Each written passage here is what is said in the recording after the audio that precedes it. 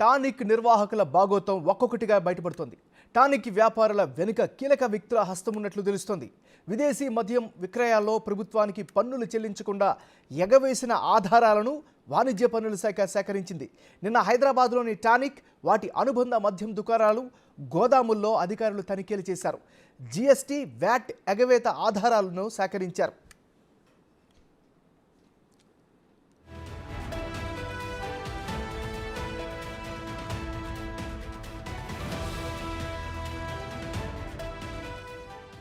మద్యం అమ్మకాలపై ప్రభుత్వం వ్యాట్ వసూలు చేస్తోంది. రాష్ట్ర బెవరేజెస్ కార్పొరేషన్ గోదాముల నుంచి దుకాణాలకు మద్యం నిల్వలు తీసుకెళ్లే వ్యాపారులు ఎంత వ్యాట్ చెల్లించారు అనే వివరాలను బిల్లులపై రాయాలి. వ్యాట్ ప్రస్తావన లేకుండానే మద్యం నిల్వలను ఈ దుకాణాలకు పంపుతున్నా ఏళ్ల తరబడి బీసీఎల్ను పట్టించుకోకపోవడంపై అనుమానాలు వ్యక్తమవుతున్నాయి. ఎంత మద్యం విక్రయించారు, ఎంత వ్యాట్ చెల్లించారు అనే వివరాలను ఈ దుకాణాల వ్యాపారులు పూర్తిగా ఇవ్వలేదని తెలుస్తోంది.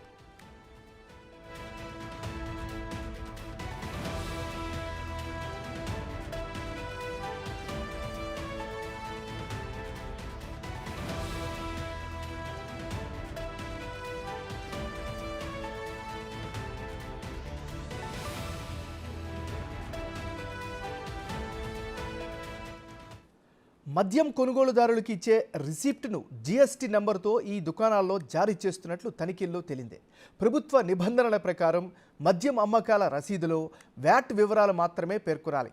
జీఎస్టీ కింద మద్యం అమ్మకాలు లేవు. అయినా జీఎస్టీ పేరుతో ఎందుకు ప్రజల నుంచి పన్నులు వసూలు చేస్తున్నారు, ఇప్పటి వరకు ఎంత తీసుకున్నారు అనే వివరాలను అధికారులు సేకరిస్తున్నారు.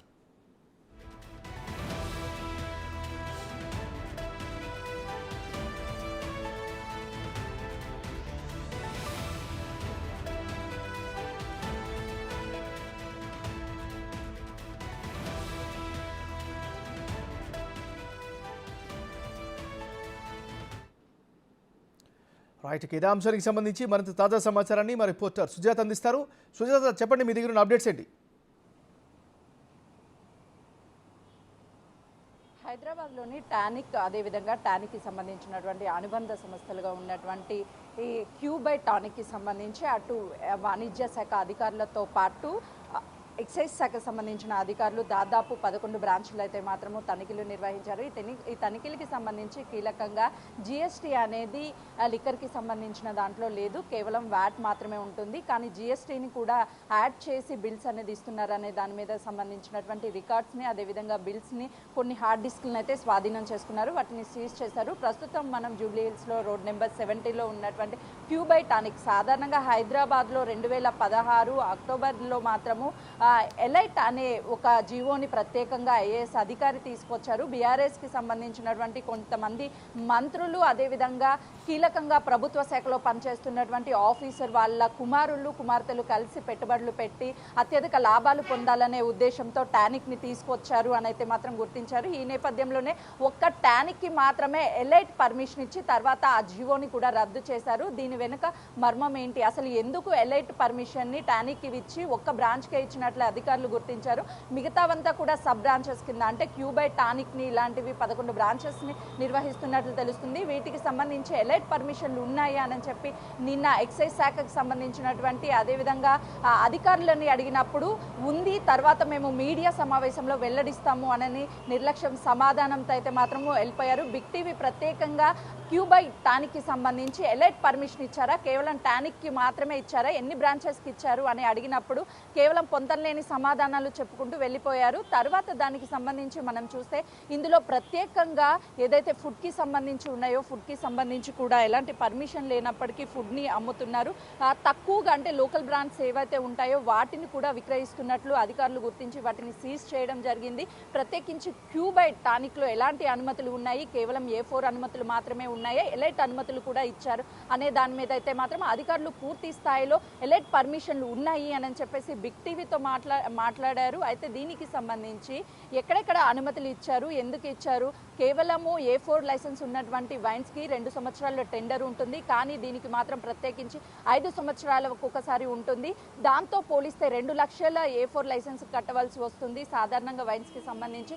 దీనికి మాత్రం 1,10,00,000 వరకు కట్టడంతో పాటు ప్రత్యేకంగా కొన్ని ఫెసిలిటీస్ కూడా వైన్స్ అనేవి 11 గంటల వరకు ఉంటాయి. కానీ ఈ ఎలైట్ పర్మిషన్స్ ఉన్నటువంటి టానిక్లో 12 గంటల వరకు అనుమతులు ఉంటాయి. మద్యానికి సంబంధించి అన్లిమిటెడ్గా విక్రయించవచ్చు అని ఇలాంటి ఎలైట్ పర్మిషన్స్ ఇస్తూ ఉంటారు. కానీ ఎందుకు ఎలైట్ పర్మిషన్స్ ఇచ్చారు, అందులోనూ ఒకవేళ ఎలైట్ పర్మిషన్ ఇచ్చిన తర్వాత మద్యం అమ్మకాలు ఎక్కువగా ఉన్నప్పటికీ టానిక్లో అటు వ్యాట్ ఏదైతే ఉంటుందో అది పెరిగిన సందర్భం లేదు. కేవలం అమ్మకాలు మాత్రమే పెరిగాయి. అమ్మకాలు పెరిగితే వ్యాట్ నుంచి వచ్చేటువంటి డబ్బు కూడా పెరగాలి, కానీ ఎలాంటి ఆదాయం పెరగలేదు. అధికారులు గుర్తించాలి ఇందులో ఎవరెవరు భాగస్వాములు ఉన్నారు, ఎవరి పేరుతో అనుమతులు తీసుకున్నారు. సుజాత, దర్యాప్తు ఇంకా కొనసాగుతుందా? ఒకవేళ దర్యాప్తు పూర్తయితే ఎలాంటి చర్యలు ఉండే అవకాశం ఉంది? బోడుప్పల్లో ఉన్నటువంటి బ్రాంచెస్ కి సంబంధించి కూడా కీలకంగా కొన్ని ఆధారాలని సేకరించినట్లుగా కూడా తెలుస్తుంది. ఈ నేపథ్యంలోనే ఎక్కువగా విదేశీ మద్యం అమ్మకాలపై స్పెషల్ ప్రివిలేజ్ ఫీజ్ చెల్లించవలసి ఉంటుంది. సెంట్రల్ ఎక్సైజ్ విభాగంలో వేర్ హౌస్ల నుంచి మాత్రమే విదేశీ మద్యం సరఫరా అవుతుంది. అయితే టానిక్ సరఫరా అవుతున్న విదేశీ మద్యాన్ని అక్రమంగా క్యూ షాపుల్లో తరలిస్తున్నారని ఆరోపణలు కూడా వచ్చాయి. టానిక్కి సంబంధించి క్యూ పేరుతో లైసెన్స్ పొంది, అంటే బోడుప్పల్లోని కాస్మోపాలిటిక్ లిక్కర్ షాప్ పేరుతో లైసెన్స్ పొంది క్యూ పేరుతో నిర్వహిస్తున్నట్లు, ఉల్లంఘనకు పాల్పడినట్లు కూడా అధికారులు అయితే గుర్తించారు. దీనిపైన తర్వాత అధికారులు పూర్తి స్థాయిలో అటు ఫైల్స్ని, రికార్డ్స్ని అన్నిటిని కూడా స్వాధీనం చేసుకున్నారు. ఎంఆర్పి రేట్స్ కంటే ఎంత మొత్తంలో అమ్ముతున్నారు, అదేవిధంగా ట్యాక్స్ ఎంతవరకు వసూలు చేశారు అన్న దాని మీద అయితే పూర్తి స్థాయిలో రికార్డులు స్వాధీనం చేసుకున్నారు. కాబట్టి తర్వాత ఎవరెవరు అధికారులు దీనికి సహకరించారు, అసలు స్పెషల్ జీవోని కేవలము టానిక్కి మాత్రమే ఎందుకు తీసుకొచ్చారు, టానిక్ ఒక బ్రాంచ్కి పర్మిషన్ ఇచ్చిన తర్వాత వెంటనే జీవోని ఎందుకు రద్దు చేశారు, అసలు ఎలైట్కి సంబంధించి అన్లిమిటెడ్గా అటు లిక్కర్ అనేది సేల్ చేసుకోవచ్చు. ఈ సేల్కి సంబంధించి కొంతవరకు క్లారిటీ రాకుండా ఎక్కడ సేల్ చేశారు, ఎంత సేల్ చేశారు అనే దాని మీద ఏమాత్రము కూడా రికార్డ్స్ అనేది మెయింటెనెన్స్ చేయలేదు అని అధికారులు గుర్తించారు. కాబట్టి అటు కొన్ని హార్డ్ డిస్క్లని, అదేవిధంగా రికార్డ్స్ని అయితే మాత్రం అధికారులు సీజ్ చేసినట్లుగా కూడా తెలుస్తుందనే చెప్పుకోవాలి. దీంతో పాటు ఇందులో కీలకంగా బీఆర్ఎస్ ప్రభుత్వంలో ఉన్నటువంటి మంత్రులు, ఎంపీ, అదేవిధంగా ఎమ్మెల్సీలుగా ఉన్నటువంటి మాజీ వాళ్ళే కీలక పాత్ర పోషించారనే అనేక అనుమానాలు వ్యక్తమవుతున్నాయి. ఎక్సైజ్ శాఖలో కీలకంగా ఉన్నటువంటి అధికారులు ఎవరైతే ఉన్నారో ఆ అధికారులు కేవలము వాళ్ళ కుమార్తెల పాత్ర ఎక్కువగా ఇందులో పోషించారు. అత్యధికంగా డబ్బుని ఆర్జించడానికి మాత్రమే ఈ లిక్కర్ పాలసీకి సంబంధించి 2 సంవత్సరాలు ఉండేటువంటి ఈ టెండర్కి సంబంధించి కేవలము ఎలైట్కి సంబంధించి 5 సంవత్సరాల వరకు ఈ టెండర్ని ఇచ్చారు.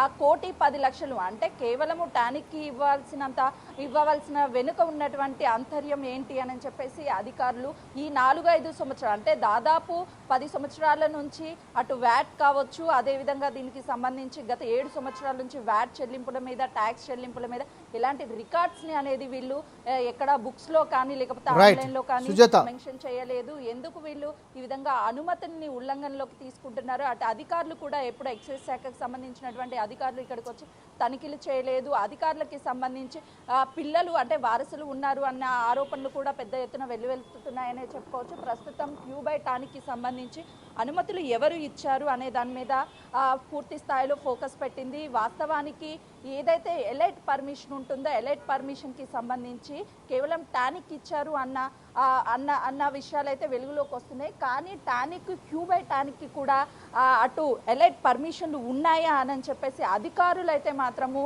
కుల్లాగా చెప్తున్నారు. కానీ రికార్డ్స్లో ఉందా లేదా అనే దాని మీద అనుమానాలు వ్యక్తమవుతున్నాయి. కాంగ్రెస్ ప్రభుత్వంలో రేవంత్ రెడ్డి సర్కార్ కీలకంగా వైన్స్కి సంబంధించి 12 గంటలు, ఏదైతే 12 గంటలు టానిక్ని రన్ చేస్తున్నారో ఆ టానిక్కి సంబంధించి 11 గంటల వరకే కుదించింది. మరికొన్ని ఫెసిలిటీస్ని కూడా తగ్గించింది. దీనివల్ల అటు బయట నుంచి వస్తున్నటువంటి ఫుడ్ ఏదైతే ఉందో ఆ ఫుడ్ని సాధారణంగా అనుమతించరు. కానీ ఇక్కడ క్యూ బై టానిక్లో కావచ్చు వీటన్నిటిలో కూడా ఉన్న బ్రాంచెస్ అన్నిటిలో బయట ఫుడ్ని కూడా తీసుకువచ్చి అమ్మడం పట్ల అధికారులు సీరియస్గా ఉన్నారు. దీనికి సంబంధించి పూర్తి స్థాయిలో అటు రికార్డ్స్ని స్వాధీనం చేసుకున్న తర్వాత అఫీషియల్గా అధికారికంగా కూడా చర్యలు తీసుకుంటామని అధికారులు చెప్తున్నటువంటి పరిస్థితి ఉంది. రైట్.